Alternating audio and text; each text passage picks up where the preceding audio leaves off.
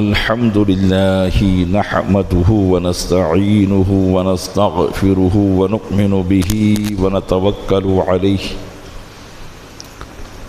ونعوذ بالله من شرور أنفسنا ومن سيئات أعمالنا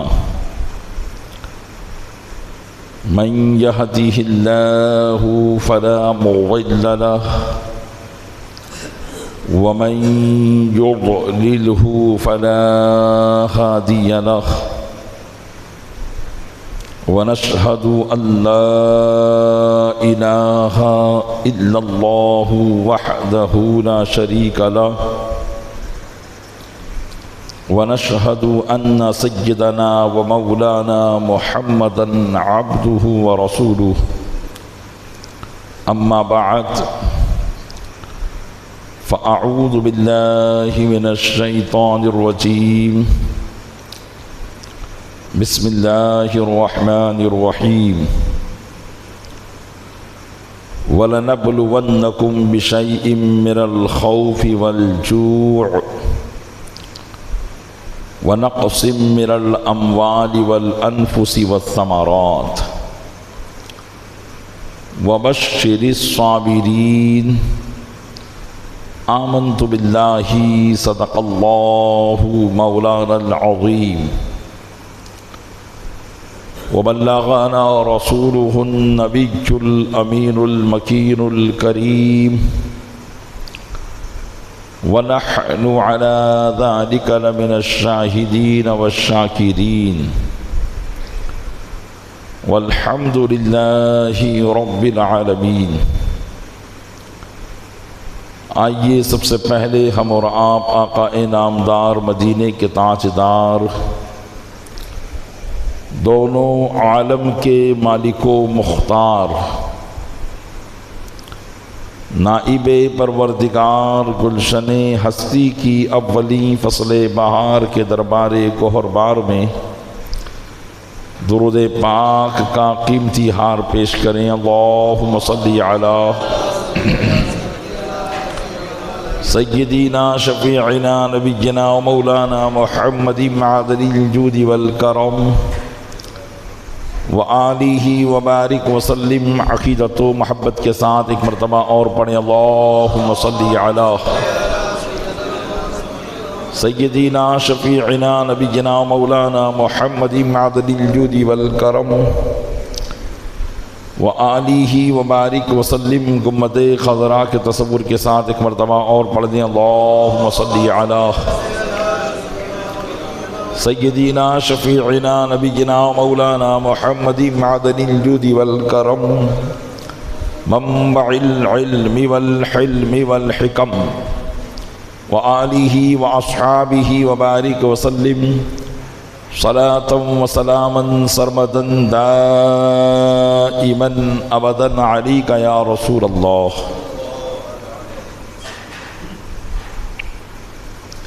خطبہ مسنونہ کے بعد قرآن مجید فرقان حمید کی ایک آیت کریمہ کی تلاوت کا شرف میں نے حاصل کیا۔ اللہ تبارک و تعالی ارشاد فرماتا ہے وَلَنَبْلُوَنَّكُمْ بِشَيْءٍ مِّنَ الْخَوْفِ وَالْجُوعِ وَنَقْصٍ مِّنَ الْأَمْوَالِ وَالْأَنفُسِ وَالثَّمَرَاتِ، اور ضرور ہم تم کو آزمائیں گے کچھ خوف، کچھ بھوک اور کچھ مالوں کی کمی سے اور کچھ جانوں سے۔ وبشر الصابرین، اور اے محبوب صلی اللہ علیہ وسلم صبر کرنے والوں کو خوشخبری سنا دو۔ صبر انسان کے لیے اللہ تبارک و تعالیٰ کی طرف سے ایک اعلیٰ نعمت ہے کہ جسے صبر کی توفیق مل گئی اسے دنیا اور آخرت کی بہت بڑی نعمت مل گئی، اور صبر کا اظہار اس وقت ہوتا ہے جب کہ آدمی کسی آزمائش اور امتحان میں مبتلا ہوتا ہے۔ خوشحالی کے اندر صبر کا مکمل طور پر اظہار نہیں ہو سکتا، اور اللہ تبارک و تعالیٰ کی طرف سے اپنے بندوں کی آزمائش ہوتی رہتی ہے، اور یہ آزمائش نیکوکاروں اور بدکاروں کو ظاہر کرنے کے لیے، ورنہ اللہ تو جانتا ہے کہ کون نیکوکار ہے اور کون بدکار ہے، لیکن دنیا میں اس کو ظاہر کرنے کے لیے آزمائش کی جاتی ہے۔ جو نیکوکار ہوتے ہیں وہ صبر میں کامیاب ہوتے ہیں، آزمائش میں کامیاب ہوتے ہیں صبر کر کے، اور جو نیکوکار نہیں ہوتے وہ آزمائشوں میں ناکام ہو جاتے ہیں۔ صبر کسے کہتے ہیں؟ علماء فرماتے ہیں کہ صبر کی حقیقت یہ ہے کہ آدمی کسی سخت کام میں دل کے اندر کوئی کدورت پیدا نہ کرے، اور اگر وہ کدورت آ بھی جائے تو اس کی پرواہ نہ کرے۔ یہ ہے صبر کی حقیقت۔ کوئی مشکل مرحلہ، کوئی مصیبت آ پڑی، ہر طرف سے راستے بند نظر آنے لگے، ایسے موقع پر آدمی اپنے رب کی طرف متوجہ رہے اور دل میں کسی بات کی کدورت، الٹا خیال نہ آئے، اور اگر آ بھی رہا ہو تو اس کی پرواہ اسے نہ ہو، بلکہ اللہ کی طرف اگر متوجہ رہے گا تو اس کی یہ مصیبتیں اسے آسان نظر آنے لگے گی۔ اور ظاہر سی بات ہے، مصیبت کتنی ہی بڑی کیوں نہ ہو، مشکل کیسی ہی کیوں نہ ہو، خداوند قدوس کی آگے اس کی کوئی حیثیت نہیں ہے۔ تو جب بندے کی توجہ اپنے رب کی طرف ہوگی اور وہ ان مصیبتوں میں گھرا ہوا ہوگا، پریشانیوں میں گھرا ہوا ہوگا، تو اسے یہی خیال کافی ہوگا کہ یہ مصیبتیں میرا کیا بگاڑ سکتی ہے، میں تو کائنات کے پیدا کرنے والے کا چاہنے والا ہوں، میں اس کی عبادت کرنے والا ہوں، لہذا اس کے کرم کے آگے ان مصیبتوں کی کوئی حیثیت نہیں ہے۔ اور پھر بندہ اپنی زبان سے کوئی ایسا لفظ جو ناشکری کا ہو وہ نہ نکالے، لوگوں کے سامنے ان مصیبتوں کو کہتا نہ پھرے،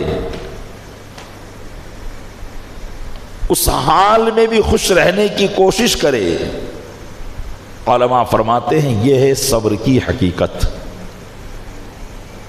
اب علی سبیل المرتبت، اللہ کی بارگاہ میں جس کو جیسا مقام حاصل ہوتا ہے اس کو صبر کی ویسی توفیق ملتی ہے،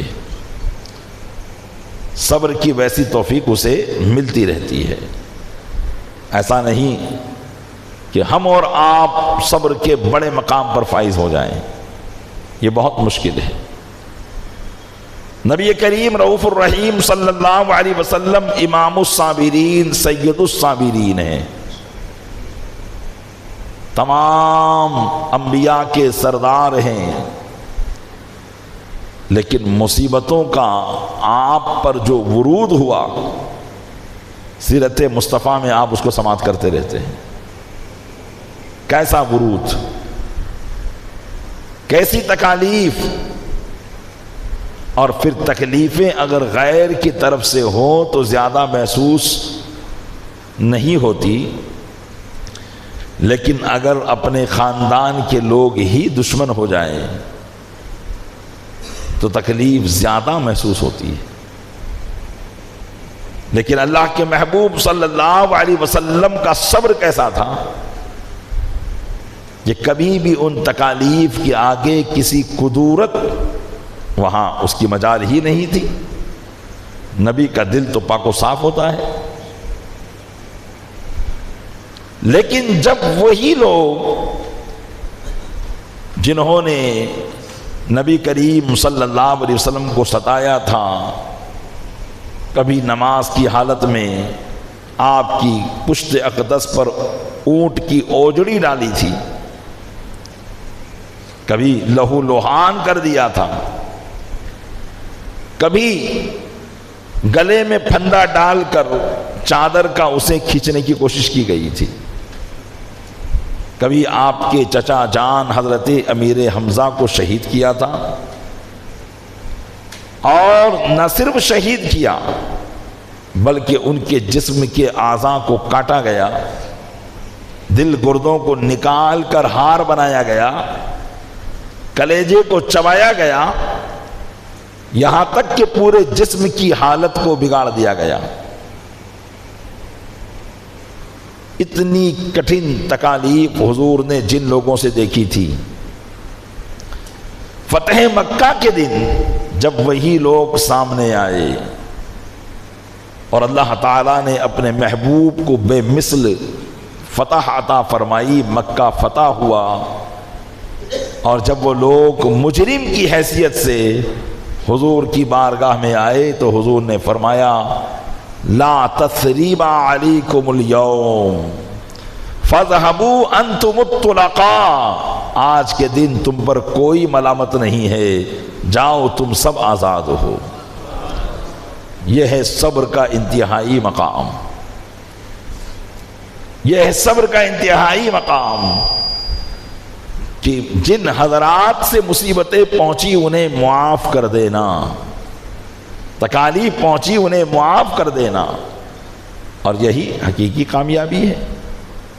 اللہ تعالیٰ نے اپنے محبوب صلی اللہ علیہ وسلم کے صدقے میں ان مراحل سے اپنے محبوب کی امت کو بھی گزارا ہے، اور فرمایا لَنَبْلُوَنَّكُمْ، ضرور ہم تم کو آزمائیں گے۔ مومن ہیں تو آزمائش آئے گی، تکلیف آئے گی، اس لیے کہ دنیا مسلمان کے لیے قید خانہ ہے، کافر کے لیے جنت ہے، اور قید خانے میں راحت، آرام، سکون اگر کوئی تلاش کرتا ہے تو اس کا خیال غلط ہے۔ اس لیے فرمایا لَنَبْلُوَنَّكُمْ، ضرور ہم تم کو آزمائیں گے۔ تاکیداً ارشاد فرمایا کن باتوں سے آزمائیں گے؟ فرمایا بِشَيْءٍ مِّنَ الْخَوْفِ، کچھ خوف سے آزمائیں گے۔ حضرت امام شافعی رحمۃ اللہ تعالی علیہ ارشاد فرماتے ہیں کہ یہاں خوف سے مراد اللہ کا خوف ہے، خوف خدا ہے، اور فرمایا والجوع، بھوک سے تم کو آزمائیں گے۔ فرمایا کہ بھوک سے مراد روزہ رکھنا ہے۔ وَنَقْصٍ مِّنَ الْأَمْوَالِ، اور مالوں کی کمی سے آزمائیں گے، اور مالوں کی کمی سے مراد زکوٰۃ و صدقات دینا ہے۔ وَالْأَنفُسِ، اور جانوں سے آزمائیں گے، اور جانوں سے آزمانے سے مراد ایسی بیماریاں جس میں انسان فوت ہو جائے، بیماری ہوگی، اچانک فوت ہو جائے گا، یہ آزمائش ہوگی اللہ کی طرف سے۔ وَمِن كُلِّ الثَّمَرَاتِ، اور ہر قسم کے پھلوں سے آزمائیں گے۔ فرمایا پھل سے مراد یہاں انسان کی اولاد ہے، کہ انسان کو اس کی اولاد سے آزمایا جائے گا۔ امام شافعی فرماتے ہیں کہ پھل اس لیے کہ ہر انسان کی اولاد اس کے دل کا پھل ہوا کرتی ہے، جیسا کہ رسول اکرم صلی اللہ تعالی علیہ وسلم ارشاد فرماتے ہیں کہ جب کسی مسلمان کا چھوٹا بچہ انتقال کر جاتا ہے اور فرشتے جب اس کی روح قبض کر کے اللہ کی بارگاہ میں پہنچتے ہیں تو اللہ کو معلوم ہے، لیکن ارشاد فرماتا ہے کس کی روح ہے؟ وہ کہتے ہیں اے مولا ایک تیرے مسلمان بندے کے بچے کی روح ہے۔ اللہ ارشاد فرماتا ہے تم نے اس کے دل کے پھل کو اجاڑ دیا، تم نے اس کے دل کے پھل کو اجاڑ دیا۔ تو فرشتے کہتے ہیں ہاں ہے میرے مولا۔ تو اللہ فرماتا ہے کہ جب تم نے اس کے بچے کو موت طاری کی، اس کی روح کو قبض کیا، تو میرے اس بندے نے کیا کہا؟ تو فرشتے کہتے ہیں کہ مولا اس نے پڑھا انا للہ و انا الیہ راجعون۔ تو اللہ تبارک و تعالی ارشاد فرماتا ہے کہ جاؤ انہیں جنت کی خوشخبری سنا دو۔ تو یہ ہے آزمائش، ان چیزوں کی آزمائشوں سے مسلمانوں کو گزارا جاتا ہے۔ بھوک کی آزمائش، یہ ایک تفسیر ہے کہ روزہ ہے، لیکن بھوک کبھی قحط سالی سے بھی ہو سکتی ہے، کبھی دشمنوں کی وجہ سے بھی ہو سکتی ہے کہ آپ پر کھانا پانی بند کر دیا جائے، ساری چیزیں موجود ہوں اس کے باوجود آپ کو کچھ نہ دیا جائے، یہ بھی آزمائش ہو سکتی ہے۔ اللہ نے فرمایا ہم تم کو اس سے بھی آزمائیں گے۔ اسی طریقے سے نقسم من الاموال، تمہارے مال یا تو آسمانی آفت سے تباہ و برباد کر دیا جائے یا دنیاوی آفت سے تباہ و برباد کر دیے جائے۔ اللہ کا شکر گزار بندہ ہوتا ہے تو اس کے دل پر دنیا کے اس مال کی تباہ و بربادی سے کوئی اثر نہیں ہوتا، وہ دل میں قدرت لاتا ہی نہیں ہے۔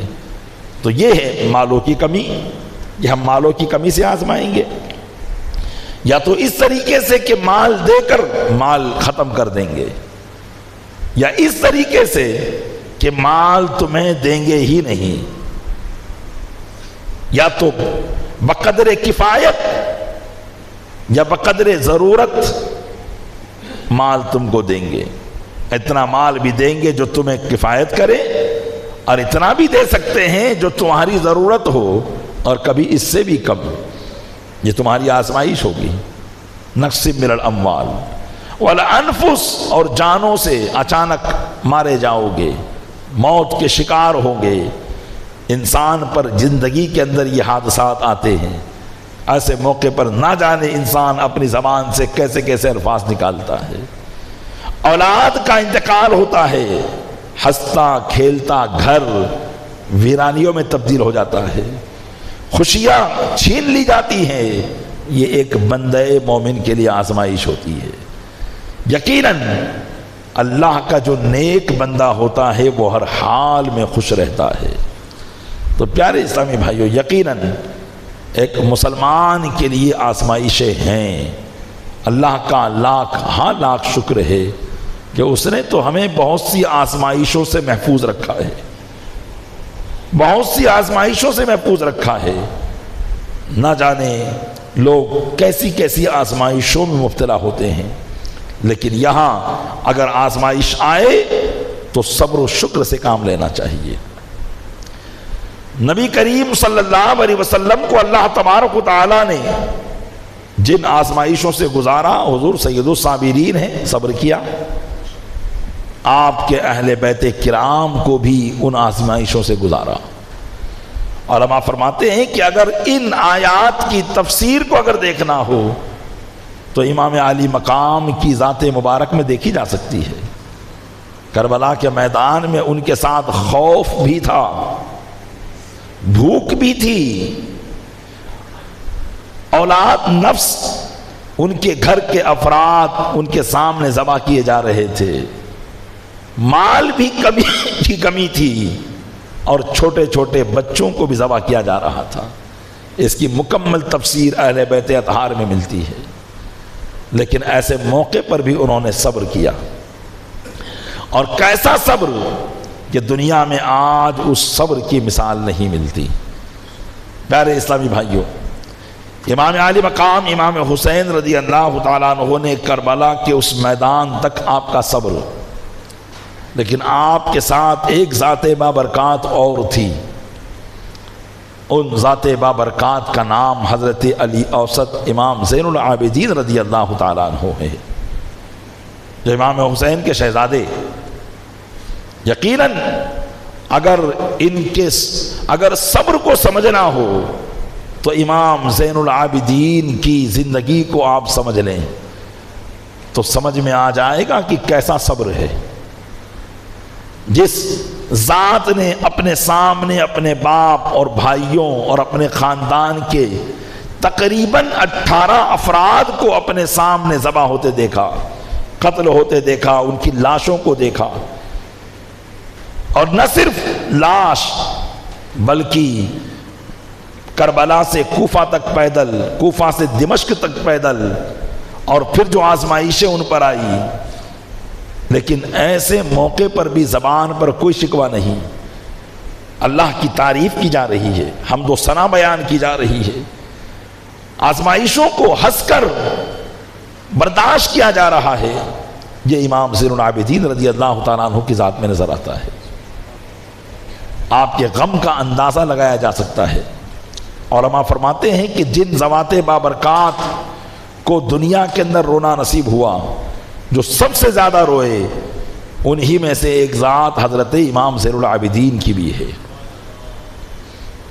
لیکن صبر کیسا کہ صبر ایسا کیا کہ زبان پر کبھی شکوہ نہیں، پوری زندگی نگاہوں کے سامنے کربلا کا منظر رہا، لیکن زبان پر کوئی شکوہ نہیں۔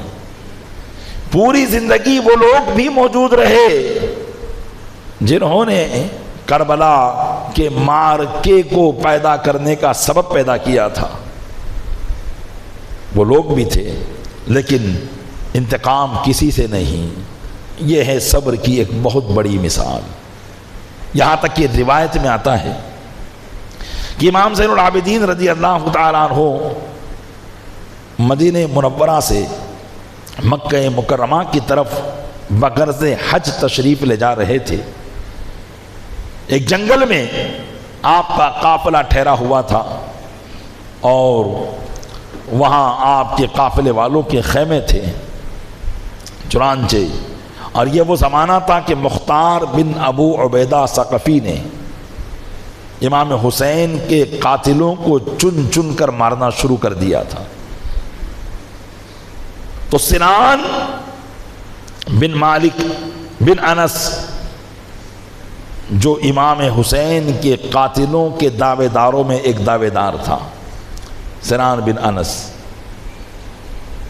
مختار بن ابو عبیدہ ثقفی اس کے پیچھے لگا ہوا تھا اور اس کو ٹارگٹ کر لیا تھا، کیونکہ اس نے یہی کیا تھا کہ ایک ایک قاتل حسین کا ٹارگٹ کرتا تھا اور اپنی فوج لے کر جاتا تھا اور اسے مارتا تھا۔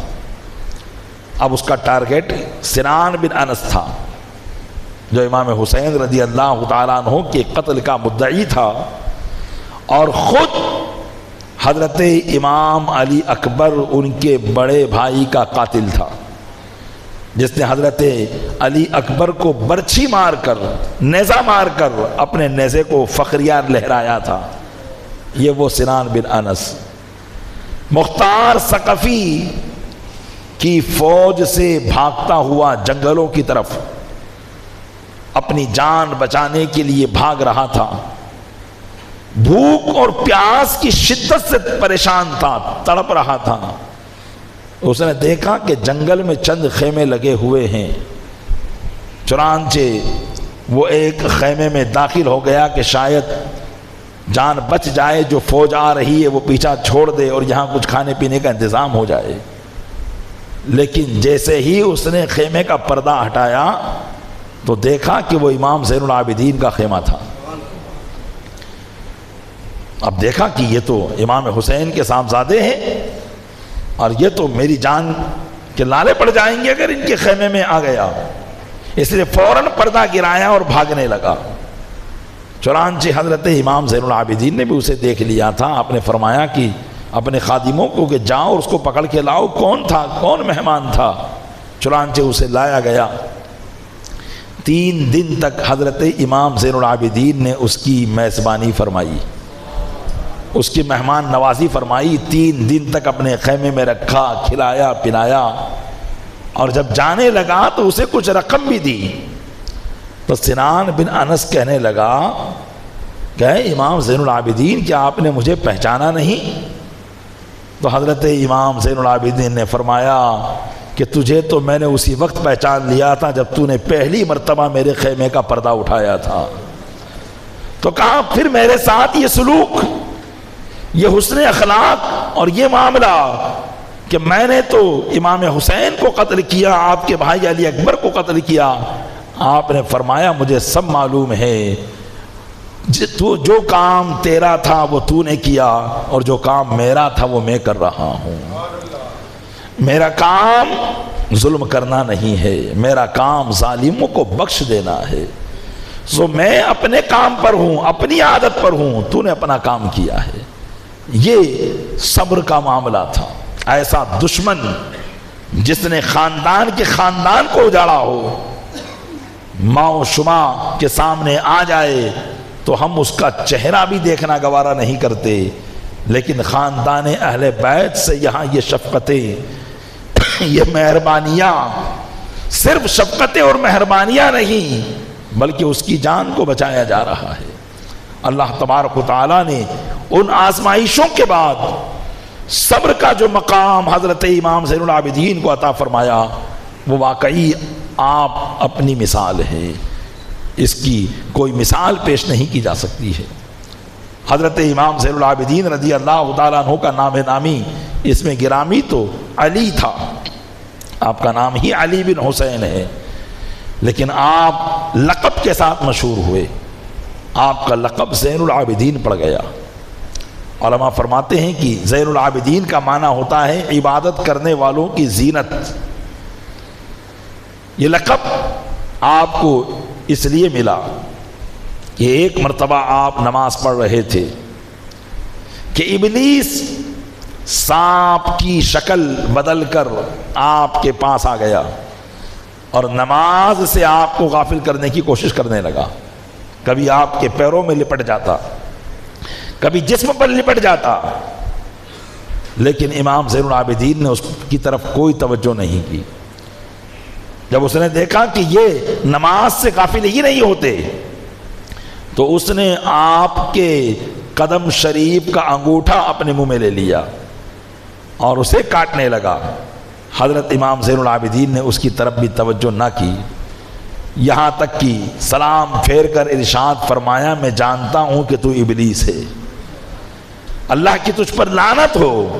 آپ نے جب یہ فرمایا تو وہاں سے غارت ہوا، بھاگا، اور جب وہ چلا گیا تو ہاتف غیب سے آواز آ رہی تھی انت زین العابدین کہ تم عبادت کرنے والوں کی زینت ہو۔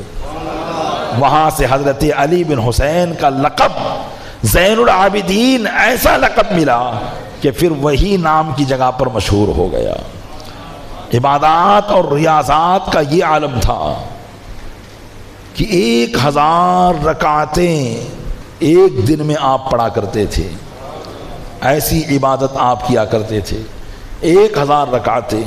صحابی رسول حضرت جابر بن عبداللہ رضی اللہ تعالی عنہ ایک مرتبہ آئے اور دیکھا کہ امام زین العابدین رضی اللہ تعالیٰ عنہ کی کثرت عبادت کی وجہ سے جسم بھی کمزور ہو گیا ہے، کیونکہ دن میں روزہ رکھتے، رات شب بیداری کرتے، رات و دن کو ملا کر 1000 نوافل ادا کیا کرتے تھے فرائض کے علاوہ۔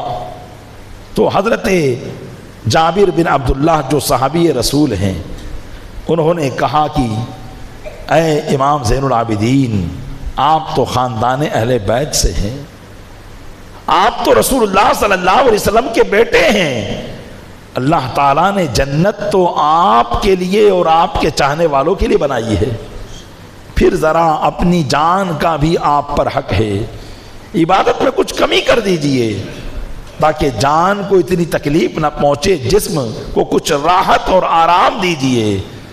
تو حضرت امام زین العابدین نے کہا اے صحابی رسول حضرت جابر رضی اللہ تعالیٰ عنہ، یقیناً آپ کا کہنا صحیح ہے، لیکن میرے نانا جان رسول خدا صلی اللہ علیہ وسلم تو سید المعصومین ہیں، ان سے تو گناہ کا سرزد ہونا محال تھا، امپاسبل تھا، اور وہ اتنی عبادت کرتے تھے کہ روایتوں میں آتا ہے کہ نبی کریم صلی اللہ علیہ وسلم اتنا لمبا قیام کرتے، یعنی جب کھڑے ہو جاتے رات میں اور نماز پڑھتے تو اتنا لمبا آپ کا قیام ہوتا تھا کہ پیر میں سوجن پیدا ہو جاتی تھی، قدمین شریفین متورم ہو جایا کرتے تھے، ورم آ جایا کرتا تھا۔ حضرت ام المومنین عائشہ صدیقہ رضی اللہ تعالی عنہا نے عرض کیا کہ یا رسول اللہ، آپ تو اللہ کے محبوب بندے ہیں اور آپ اتنی عبادت، کچھ آپ پر آپ کی جان کا بھی حق ہے۔ تو حضور نے فرمایا اے عائشہ افلا اکون عبدا شکورا، کیا میں اپنے رب کا شکر گزار بندہ نہ بنوں؟ میں اپنے رب کا شکر گزار بندہ نہ بنوں؟ میں اپنے رب کی شکر گزاری کے لیے ایسی عبادت کرتا ہوں۔ تو حضرت امام زین العابدین نے فرمایا کہ جب میرے نانا جان جن کے صدقے میں جنت بنی ہے، جب ان کی عبادت کا یہ معاملہ تھا تو میں تو کہاں ہوں، لہٰذا آپ نے اپنی عبادت میں کسی چیز کی کمی نہ کی۔ پیارے اسلامی بھائیوں، یقیناً ان کی ذات بابرکات حضور اکرم صلی اللہ علیہ وسلم کے خاندان میں امام عالی مقام کے بعد اس قدر متبرک تھی کہ لوگ ان کی عادتوں کو دیکھ کر، اگر کوئی جانتا نہیں تھا تو عادتوں کو دیکھ کر پہچان لیتے تھے کہ یقیناً تم رسول اللہ صلی اللہ علیہ وسلم کے گھر والے ہو۔ حضرت امام زین العابدین رضی اللہ تعالی عنہ کے اخلاق بڑے عمدہ تھے، یعنی اخلاق میں ذرہ برابر چڑچڑاپن نہیں رہتا تھا۔ ایک روایت میں ہے، آپ کے اخلاق کی مثال دی جاتی ہے کہ ایک مرتبہ آپ کے یہاں پر مہمان آئے تو آپ نے اپنے خادم سے کہا کہ گرم تندور کی روٹیاں نکالو۔ چنانچہ خادم جو آپ کا پہلے کے زمانے میں خادم وہ غلام ہوا کرتے تھے، جو زر خرید غلام ہوتے تھے اور جن کی قیمت ہزاروں روپے ہوا کرتی تھی، تو وہ غلام تھا آپ کا اور وہ روٹیاں بنا رہا تھا۔ بار بار سیخ جس سے روٹی کو نکالا جاتا ہے تندور کے اندر سے، لوہے کی جو سیخ ہوتی ہے، وہ بار بار تندور میں اور آگ میں جانے کی وجہ سے جو ہے گرم آگ ہو چکی تھی۔ بے خیالی کے اندر وہ سیخ ان کے ہاتھ سے چھوٹی اور وہیں حضرت امام زین العابدین کا صاحبزادہ کھیل رہا تھا۔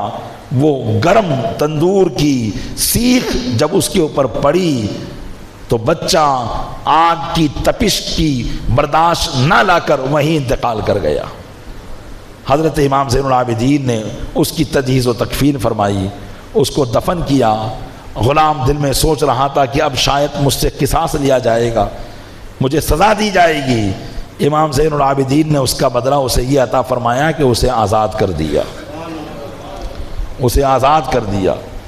اتنا بڑا اخلاق کا پیکر، ایسی ذات، یقیناً یہ نبی کریم صلی اللہ علیہ وسلم کے خاندان ہی کی صفت ہو سکتی ہے کہ اولاد کے ختم ہونے پر غلام کو آزاد کر دیا، نہ اس کو کچھ کہا نہ جھڑکا۔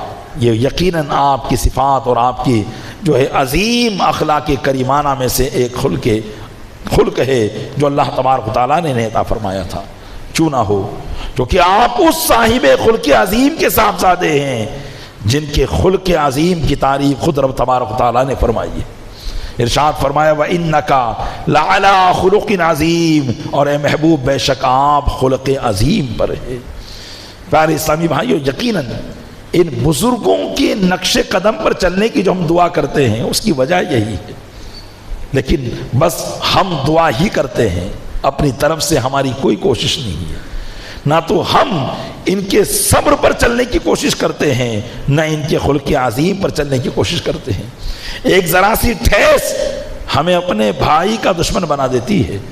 کسی نے ہماری گاڑی پر کیا ٹکر مار دی، ہم اس کی جو ہے گھر کو تباہ و برباد کرنے کی جو ہے سازشیں رچنے لگ جاتے ہیں۔ کسی نے ہمیں اونچی آواز میں کیا بول دیا، ہم سوچتے ہیں کہ اس کی تو میں اب کھٹیا کھڑی کر کے رکھ دوں گا۔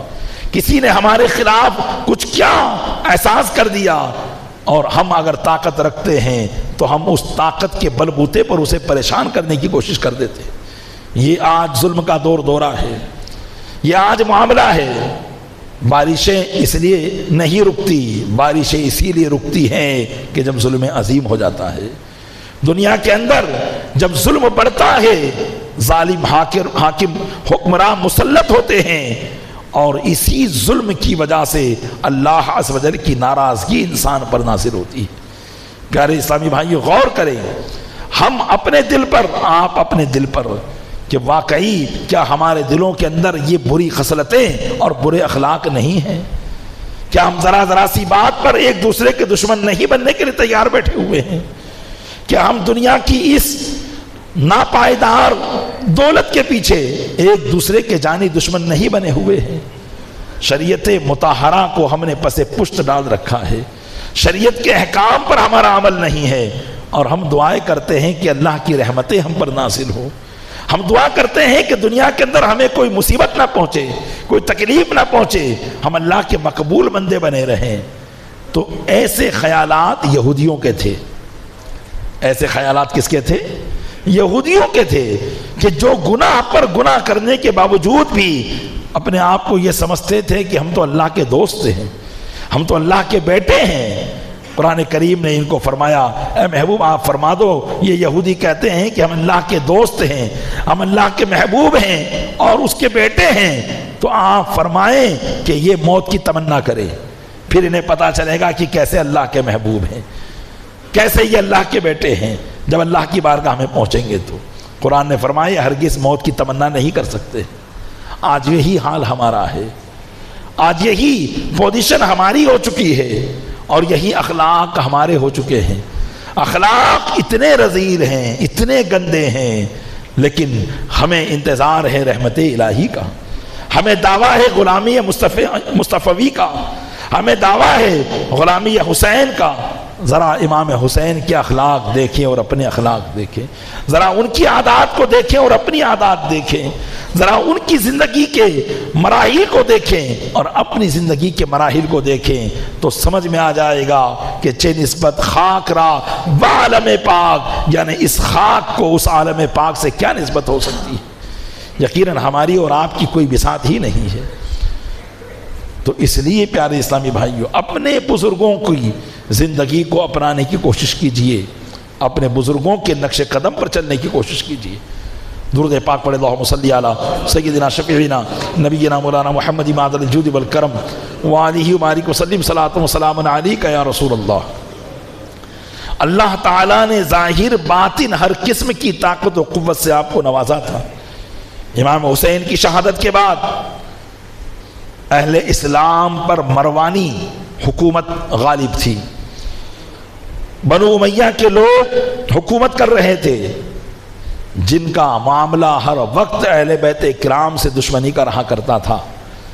حضرت امام زین العابدین کو ایسا نہیں کہ امام حسین کی شہادت کے بعد چھوڑ دیا گیا، جو بھی حکمراں آیا اس نے کچھ نہ کچھ انہیں تکلیف دینے کی کوشش کی، کچھ نہ کچھ پریشان کرنے کی کوشش کی، کبھی گرفتار کرنے کی کوشش کی، کبھی قید میں ڈالنے کی کوشش کی، کبھی مارنے کی کوشش کی، لیکن اس کے باوجود ان کے صبر کا عالم یہ تھا کہ کسی کو کچھ نہیں کہتے تھے، کسی کے سامنے کچھ بیان ہی نہیں کرتے تھے، اور ایسا بھی نہیں تھا کہ آپ کمزور تھے، اللہ تعالیٰ نے آپ کو باطنی طاقت سے بھی مالا مال فرمایا تھا۔ خلیفہ عبد الملک بن مروان جب خلیفہ تھا تو اس نے جب دیکھا کہ مدینہ منورہ کے لوگوں کا رجحان اور ان کے دل حضرت امام زین العابدین کی طرف جھکے ہوئے ہیں، بادشاہ تو میں ہوں، خلیفہ تو میں ہوں، لیکن لوگ مانتے ان کو ہیں، تو اسے اپنی کرسی کا خطرہ ہونے لگا۔ اس لیے اس نے اپنے گورنر جو وہاں مقرر تھے مدینہ منورہ میں، ان کو کہا کہ علی بن حسین کو گرفتار کر کے بیڑیوں میں جکڑ کر انہیں ملک شام دمشق بھیج دیا جائے، جو کہ مروانی حکومت کا دارالسلطنت تھا، وہاں بھیج دیا جائے۔ چنانچہ حضرت امام زین العابدین کو حکومت کے کارندوں نے گرفتار کیا اور پورے جسم پر لوہے کی بیڑیاں پہنا ڈالی اور گرفتار کر کے مدینہ منورہ کے باہر ایک منزل پر ٹھہرے اور وہاں خیمہ لگا کر حضرت امام زین العابدین کو اس خیمے میں ٹھہرا دیا گیا۔ چنانچہ حضرت امام ابن شہاب زہری رحمۃ اللہ تعالی علیہ علم حدیث کے بڑے امام اور تابعی ہیں، جب انہیں پتہ چلا کہ حضرت امام زین العابدین اس خیمے میں قید ہیں تو حکومت کے جو کارندے تھے، سپاہی تھے، ان سے اجازت چاہی اور کہا کہ اگر اجازت ہو تو میں انہیں سلام کراؤں اور وداعی ان سے لے لوں۔ چنانچہ حضرت امام ابن شہاب زہری کو اجازت ملی حکومت کی طرف سے، تو آپ سے ملاقات کرنے گئے۔ دیکھا تو امام زین العابدین سر سے پیر تک بیڑیوں سے جکڑے ہوئے تھے۔ امام ابن شہاب زہری ان کی اس حالت کو دیکھ کر رونے لگے اور کہنے لگے، نواسے رسول، کاش یہ بیڑیاں مجھے پہنا دی جاتی اور آپ اپنے گھر میں آرام سے رہتے، یہ بیڑیوں میں مجھے جکڑ دیا جاتا، آپ اپنے گھر میں آرام سے رہتے۔ تو امام زین العابدین نے فرمایا کہ اے ابن شہاب، کیا تم سمجھتے ہو کہ ہم مجبور ہیں؟ ہم چاہیں تو ابھی ان بیڑیوں سے آزاد ہو سکتے ہیں۔ آپ کا یہ فرمانا تھا کہ بیڑیاں اچانک کھل گئی اور جسم آپ کا آزاد ہو گیا۔ آپ نے فرمایا کہ یہ 2 منزل بھی مجھے ملک شام کی طرف نہیں لے جا سکیں گے۔ چنانچہ ابن شہاب زہری وہاں سے چلے گئے ملاقات کر کے۔ اب دوسرے دن صبح جب دیکھا گیا تو حضرت امام زین العابدین خیمے سے غائب تھے۔ حکومت کے کارندے بڑے پریشان ہوئے اور واپس مدینہ منورہ کی طرف دوڑے کہ کہیں مدینہ منورہ میں تو نہیں ہے، اور ادھر حضرت امام ابن شہاب زہری رحمۃ اللہ تعالی علیہ ملک شام گئے، دمشق، تاکہ خلیفہ عبد الملک بن مروان سے حضرت امام زین العابدین کے بارے میں اچھی بات کہیں اور ان کو رہائی دلوائیں کہ وہ ان کے ساتھ ایسا سلوک نہ کرے۔ چنانچہ حضرت امام ابن شہاب زہری جب عبد الملک بن مروان کے پاس پہنچے اور اسے بتایا کہ اے عبد الملک، تمہیں اپنی خلافت کا ان سے کیا خوف ہے؟ وہ تو اللہ والے لوگ ہیں، ان کو تمہاری خلافت میں کوئی انٹرسٹ ہی نہیں ہے، کوئی ذائقہ ہی نہیں ہے، وہ تو کب سے خلافت چھوڑ کر بیٹھ گئے ہیں، اس لیے تمہیں اپنی خلافت کا ان سے خوف نہیں رکھنا چاہیے، لہذا تم انہیں آزاد کروا دو۔ تو ابن عبد الملک بن مروان کہنے لگا، اے ابن شہاب، میری بات سنو، اصل بات کیا ہوئی ہے؟ میں نے انہیں گرفتار کر کے تو بلوایا تھا، لیکن تمہیں معلوم ہوگا کہ وہ خیمے سے غائب ہو گئے تھے۔ جب وہ خیمے سے غائب ہوئے تھے تو کہیں اور نہیں گئے تھے بلکہ میرے پاس تھے۔ ملک شام مدینہ منورہ سے کتنی مسافت پر ہے یہ آپ جان سکتے ہیں، کہہ رہے وہ میرے پاس تھے اسی دن، اور فرما رہے تھے عبد الملک یہ میں تمہارے پاس میں ہوں، اب جو تمہیں کرنا ہے کر دو، کوئی یہاں بیچ میں نہیں ہے۔ عبد الملک کہنے لگا کہ ان کو اس حالت میں اپنے پاس دیکھ کر خوف زدہ ہو گیا، میرے جسم پر کپ کپی طاری ہو گئی، اور میں نے کہا کہ مجھے آپ سے کوئی غرض نہیں، کوئی مطلب نہیں ہے۔ تو آپ نے فرمایا پھر بار بار مجھے پریشان نہ کرنا، میں جس حالت میں ہوں صحیح حالت میں ہوں۔ چنانچہ عبد الملک نے جو ہے ان سے معافی مانگی اور حضرت امام زین العابدین واپس مدینہ منورہ میں پہنچے۔ تو یہ اللہ نے ان کو باطنی طاقت اور کرامت عطا فرمائی تھی۔ چاہتے تو اپنی کرامتوں کے ذریعے مروانیوں کی حکومت کو ختم کرواتے، لیکن اصل بات یہی تھی کہ اللہ تعالیٰ کی رضا پر راضی رہنا۔ ظاہری طور پر اپنے معاملات کو لوگوں پر ظاہر نہ کرنا، اور اللہ جو چاہتا ہے ظاہری طور پر آزمائشوں میں اس پر راضی رہنا، یہ ان کا شیوا بن چکا تھا، یہ ان کی عادت بن چکی تھی کہ ان مصیبتوں کو یہ کرامتوں کے ذریعے بھی دور کر سکتے تھے، لیکن اللہ کی طرف سے آنے والی ہر مصیبت کو برداشت کرنے کے لیے تیار تھے۔ کیوں؟ اس لیے کہ قرآن نے فرمایا تھا وَبَشِّرِ الصَّابِرِينَ، اے محبوب صبر کرنے والوں کو خوشخبری سنا دینا۔ لہذا پیارے اسلامی بھائیو، یقیناً یہ تو صبر کا بہت اعلیٰ اور اونچا مقام ہے، اس مقام پر تو ہم فائز ہی نہیں ہو سکتے ہیں، لیکن کم سے کم اپنی زندگی میں ان کی عادات و اطوار میں سے کچھ تو حاصل کر سکتے ہیں، اپنی زندگی کو کچھ تو راہ راست پر لا سکتے ہیں، اور اپنے اخلاق میں کچھ تو سدھار پیدا کر سکتے ہیں۔ اللہ تعالی ہمیں ان بزرگوں کے صدقے میں اخلاق کریمہ کا جو ہے خوگر بنا دے، اچھی عادتوں کو اپنانے کی توفیق عطا فرمائے، اور بری عادتوں سے ہمیں نجات عطا کرے۔ آمین بجاہ النبی الامین صلی اللہ علیہ وسلم۔